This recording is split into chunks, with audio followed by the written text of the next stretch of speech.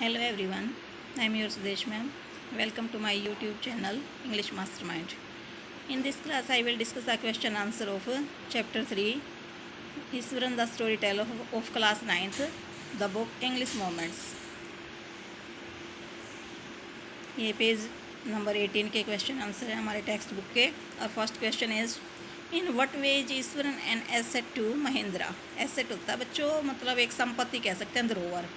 किस वे में जो ईश्वरन है वो महिंद्रा के लिए एक संपत्ति, एक धरोहर है। जो महिंद्रा है वो मालिक है और जो ईश्वरन है उसका सर्वेंट है। Ishwar was an obedient person. जो ईश्वर था वो एक ओबीडियंट पर्सन था।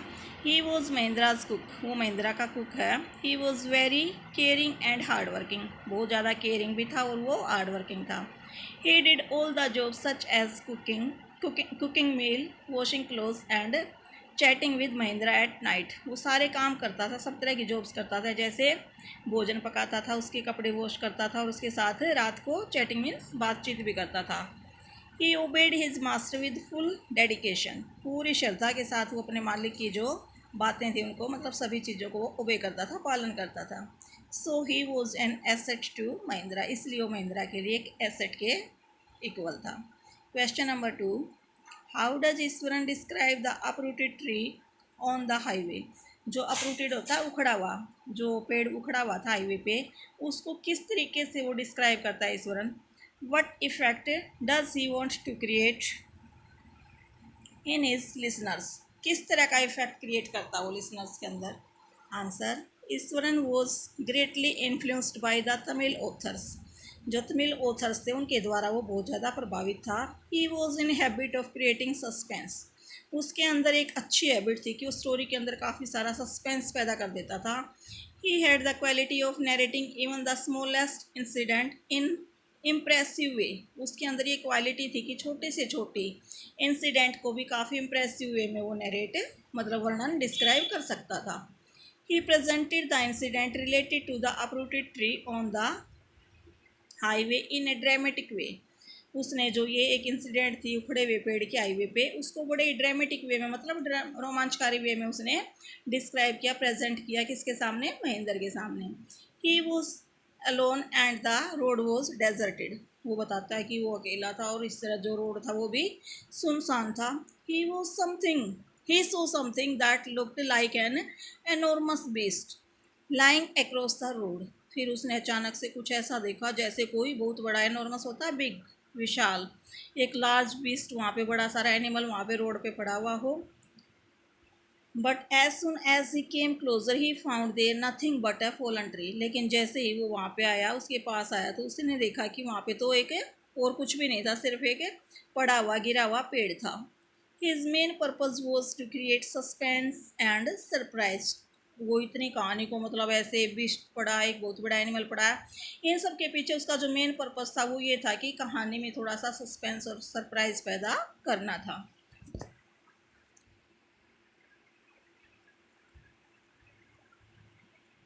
Our third question is, how does he narrate the story of the tusker? Does it appear to plausible? वो जो टस्कर मीन्स यहाँ पे एलिफेंट के लिए यूज हुआ ये वर्ड, जो एलिफेंट की स्टोरी है वो कैसे मतलब नरेट करता है ईश्वरन, और क्या ये स्टोरी प्लॉजिबल होता है, विश्वसनीय है, क्या ये स्टोरी यहाँ पे फेथेबल, बिलीवेबल लगती है।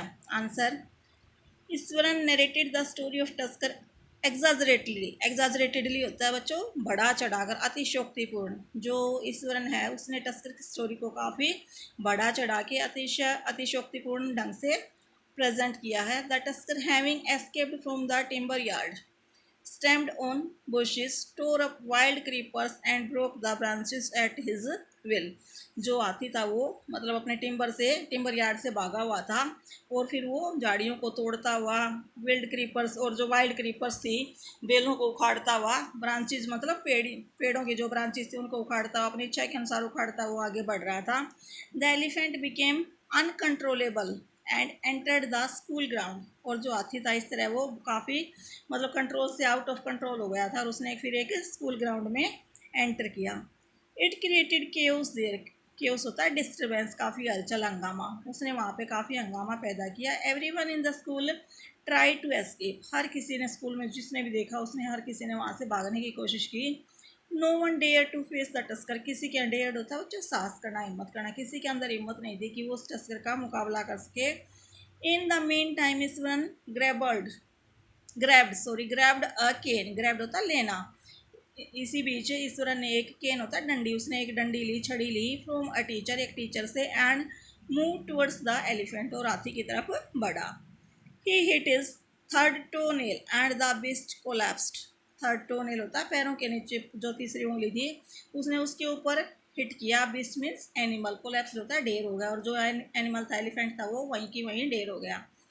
He claimed that he had used the Japanese art to control the tusker, उसने दावा किया कि ये बताया महेंद्रन को कि उसने जो जापानीज आर्ट थी उससे वहाँ से सीखा हुआ था कि एक टस्कर को, एक एलिफेंट को कैसे कंट्रोल किया जाता है।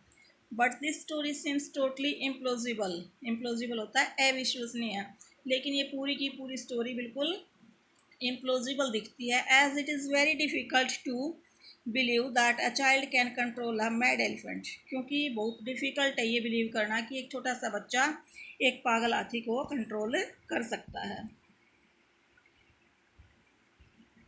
Now question 4, why does the author say that Eswaran seemed to more than make up for the absence of TV in Mahindra's living quarters, जो ऑथर है वो ऐसा क्यों कह रहा है, जो ईश्वरन है वो महिंद्रा के लिए टीवी के एब्सेंस को पूरा करता था, मतलब टीवी का काम करता था, ऐसा क्यों कहा गया। Answer is Ishwaran was an expert in telling adventurous and mysterious stories in a dramatic way, Ishwaran इस चीज़ में एक्सपर्ट था कि वो स्टोरी थी जो उनको मिस्टीरियस और जो एडवेंचर से भरी हुई जो स्टोरीज होती थी उनको एक ड्रामेटिक वे में, एक रोमांचक वे में वो प्रस्तुत कर सकता था, उसके अंदर एक बहुत बड़ी क्वालिटी थी।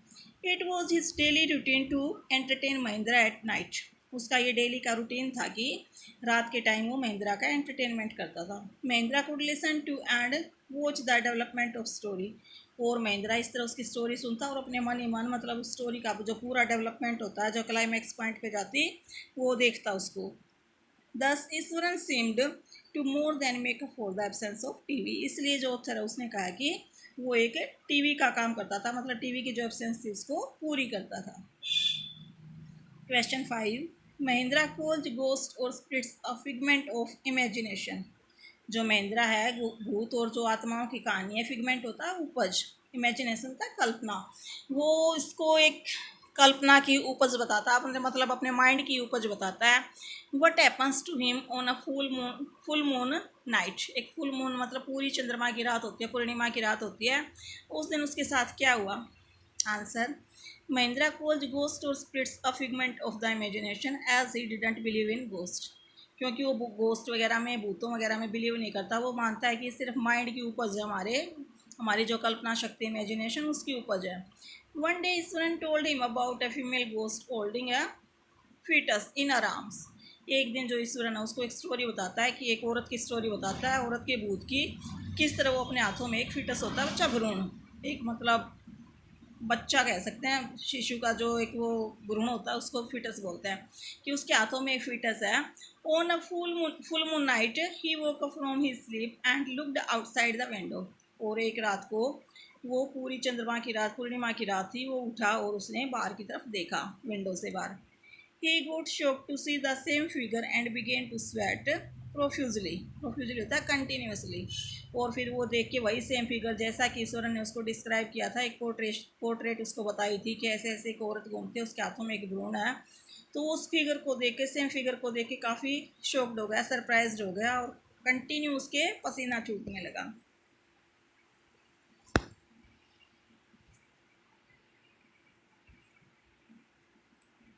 Question 6, can you think of some other ending of the story, क्या कोई और एंडिंग हो सकती थी इस स्टोरी की, आप सोच सकते हैं कि, क्योंकि जब उसने देखा कि वो औरत बाहर घूम रही है, वैसा ही उसने देखा जैसा ईश्वरन ने बताया था, तो उसने वहाँ से तुरंत उसको फैक्ट्री को, ऑफिस को छोड़ के जाने का, जहाँ पे कंस्ट्रक्शन प्लेस पे वो काम कर रहा था, तुरंत उसने डिसीजन लिया कि अब यहाँ से छोड़ के चले जाएंगे, तो इसका कोई और एंड हो सकता था। Yes, the present story ends with Mahendra's resolves to leave the haunted place. Haunted होता है जो थोड़ा सा भूतिया टाइप का कह सकते हैं। तो महेंद्र, ये जो स्टोरी का एंड है वो इस तरह हुआ कि उसने डिसाइड कर लिया कि इस हॉन्टेड प्लेस को छोड़ के चला जाएगा। But it is not the appropriate ending, लेकिन एक ये अप्रोप्रिएट होता है राइट, लेकिन एक सही तर्क संगत एंडिंग नहीं है, लॉजिकल एंडिंग नहीं है। Mahendra should not have decided to leave the haunted place without knowing the reality. Mahendra को ये जो हॉन्टेड प्लेस था बिना रियलिटी जाने उसको छोड़ने का डिसीजन नहीं लेना चाहिए था। The story could and like this, story इस तरह से एंड हो सकती है, जो दूसरा अदर एंडिंग था वो ये हो सकता था। Courageously Mahindra approached the woman and try to know the reality. हिम्मत करके, साहस करके उसको उस औरत के पास जाना चाहिए था और रियलिटी को जानना चाहिए था। As soon as Mahendra could the woman it became the revelation of the mystery. जैसे वो इस औरत को पकड़ता तो शायद इस जो मिस्ट्री थी इसका रिविलेशन होता, भेद खुल सकता था। It was none but Iswaran in guise of ghost of woman. ये दूसरा कोई नहीं था, शायद इन गाइज, गाइज होता है बच्चों मतलब वेश बदलना, शायद ये गोस्ट के रूप में ईश्वरन ही था। उस औरत का उसने भूत का रूप धारण करके ईश्वरन ही उसको डराने के लिए आया था। तो बच्चों ये थे हमारे क्वेश्चन। ये इसका एक क्वेश्चन और है, जो एक्स्ट्रा क्वेश्चन है वो हम डिस्कस कर ही लेते हैं। टॉक अबाउट पेज नंबर 18 पे। There is one more question. Question 1, is Iswaran a fascinating story teller. Fascinating होता है थोड़ा सा रोमांचकारी, मतलब बहुत ज़्यादा आकर्षक वे में जो स्टोरी टेल करके उसको बोलते हैं फैसिनेटिंग स्टोरी टेलर। क्या वो एक फैसिनेटिंग स्टोरी टेलर था? Discuss with your friends the qualities of a good story Taylor. अपने फ्रेंड्स के साथ मिलकर आप एक अच्छे स्टोरी टेलर की क्वालिटी के बारे में डिस्कस करो। Try to use this quality and tell a story. और फिर इन क्वालिटीज़ को यूज़ करते हुए स्टोरी को बताओ। तो answer, undoubtedly Eswaran is a fascinating story Taylor. Undoubtedly होता है बिना, मतलब निसंदेह, जो था एक अच्छा फैसिनेटिंग स्टोरी टेलर था। He is well washed in story telling. Story telling में काफ़ी एक्सपर्ट था वो।